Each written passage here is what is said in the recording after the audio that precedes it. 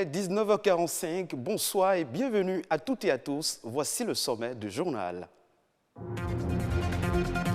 Les chercheurs béninois veulent comprendre tous les aspects du vaudou au-delà de sa portée religieuse.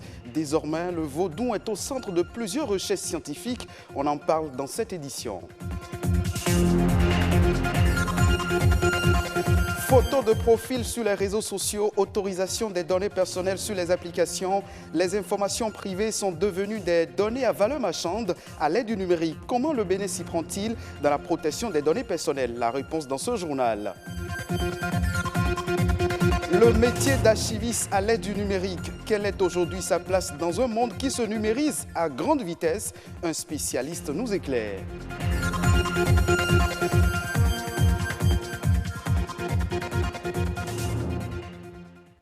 Le vaudou, au-delà de son aspect festif et religieux, intéresse les scientifiques.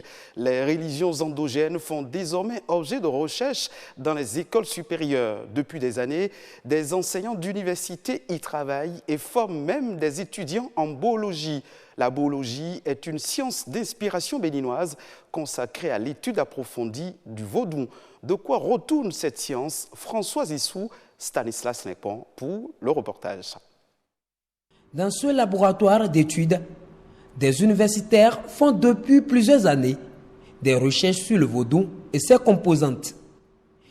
Guy Landry Kitibi, membre de ce centre, est secrétaire administratif. Nombreux sont les travaux de leurs recherches qui ont débouché sur des résultats édifiants. Nous accompagnons donc les docteurs qui ont soutenu leur thèse à mettre à la disposition du public le fruit de leurs travaux de recherche. Eh bien, avec la participation du laboratoire, le directeur scientifique a bien voulu mettre à la disposition des étudiants tous ces travaux-là et qui, en réalité, se présentent sous forme de livres. Et ça, c'est la revue Djogbe. Notre première revue, en réalité, au sein du laboratoire, qui porte le nom Djogbe. C'est une revue publiée en 2018 avec la participation de plusieurs personnes ressources dont les noms sont cités à la page de couverture. Selon les chercheurs, le vaudou est une pensée scientifique. Sur cette réalité culturelle, ils travaillent en vue d'en tirer des variables scientifiques et manipulables. Nous avons compris que Obo est le 3e degré de Fa et de vaudou. Voyez. Donc ça voudrait dire que sous couvert de cette pensée sur le beau que nous avons appelé boologie, science de la théorie du beau, on va requérir les paradigmes de Ofa. Ofa est un paradigme, c'est-à-dire que c'est un ensemble d'idées qu'on peut utiliser, n'est-ce pas, pour comprendre la société, transformer la société. Et aussi vaudou, c'est aussi le paradigme de l'énergie. Vous avez, et qu'on peut utiliser pour fabriquer des armes aussi, pour fabriquer des fusées, pour fabriquer des industries, des moteurs. Et là, il faut développer ça à l'université et chercher maintenant à associer les utilisateurs dans des laboratoires. C'est pourquoi nous sommes d'accord que c'est la scientisation du vaudou. Nous pensons que si on maintient vaudou dans la religion, ça voudrait dire qu'on ne pensera pas, puisque dans ce domaine, quand on dit Dieu, on dit va te coucher. Dieu a déjà toutes les solutions. La théorie de la boologie au Bénin, on le doit au socio-anthropologue Jean-Marie Kossi à Povo. Dans cet amphi, on expose aux étudiants les travaux de recherche de cet ancien professeur de philosophie à l'université d'Abomey-Calavi, ainsi que les œuvres de ses successeurs. Visiblement, l'assistance s'y est bien intéressée. Données personnelles, on en parle. Dans ce monde en pleine mutation, les informations nominatives, directes ou indirectes, sont devenues des données à valeur marchande. Photos sur profil sur les réseaux sociaux, photos de profil sur les réseaux sociaux, j'y arrive. Autorisation des données personnelles sur les applications et autres sites. Autant de données privées que nous exposons sans penser aux conséquences. Protection des données personnelles, un impératif pour les gouvernants. Comment le Bénin s'y prend-il? Je vous invite à suivre cet élément réalisé par Rodrigue Baba Brito. Après plusieurs années de profession en tant qu'informaticien, difficile pour Imran de laisser aujourd'hui ses données personnelles sur la toile sans aucune mesure de sécurité. Sur les réseaux sociaux, il est son propre gendarme. Là, vous me voyez connecté à ma page Facebook. Le premier réflexe que je recommande désormais à tout un chacun de nous, c'est de penser à réviser ces paramètres de confidentialité. Lorsque nous parlons de paramètres de confidentialité, qu'est-ce que c'est? Aujourd'hui, c'est que Facebook a pris conscience aussi de la protection de notre donnée personnelle et nous donne la possibilité de les paramétrer à volonté. Dans mes paramètres de confidentialité, je peux décider qui peut voir, par exemple, mes publications. Je peux décider de la liste de mes amis. Et mieux, aujourd'hui, lorsque je ne paramètre pas mon compte et que d'un autre côté, quelqu'un tape mon nom sur Google, mon nom de Facebook apparaît. Je peux interdire cela dans mes paramètres de confidentialité. Lorsqu'on fait une recherche sur moi sur Google, que je ne m'affiche pas. Autant de mesures de sécurité pour des informations qui aujourd'hui ont une grande valeur marchande.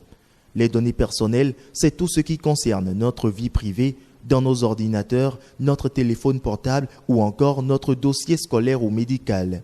Vous avez des données sur nos serveurs à l'interne, vous avez également vos données sur des serveurs à l'extérieur. Le problème, c'est de faire en sorte que ces données soient sécurisées, ces données soient stockées dans les règles de l'art et de manière à ce qu'il n'y ait pas d'intrusion possible. Pour ce faire, le Bénin s'est doté depuis 2018 de la loi numéro 2017-20 portant code du numérique, un texte qui réglemente les mouvements dans le cyberespace avec une épée de Damoclès pesante sur les internautes.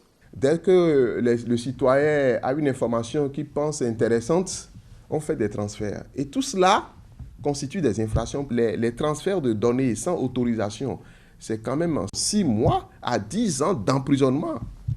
C'est quand même des amendes de 10 millions à 50 millions. Certains ont été poursuivis et condamnés. Si on doit appliquer à la lettre le code du numérique, mais je vais vous dire que peut-être 98% des récents traitements sont susceptibles d'être poursuivis. Le Bénin compte bien ne pas lésiner sur les moyens de sécurisation des données personnelles. Face à la problématique de la cybersécurité et de la souveraineté numérique, le pays se dote de son data center, un centre numérique pour permettre la conservation des données à l'étranger sur le territoire national. Bien sécuriser ces données personnelles revient avant tout au citoyen lui-même, comme renseigne cette affiche de sensibilisation. Nous restons dans l'univers du numérique pour comprendre comment se porte le métier d'archiviste à l'aide des TIC. Archiver des données en ligne est une nouvelle dimension de l'archivage. Cette dimension exige la maîtrise des nouvelles technologies dans la pratique de la profession d'archiviste. Quelle est aujourd'hui la place de l'archiviste dans l'archivage numérique? Bernus Amoussouga, archiviste documentariste, nous en parle.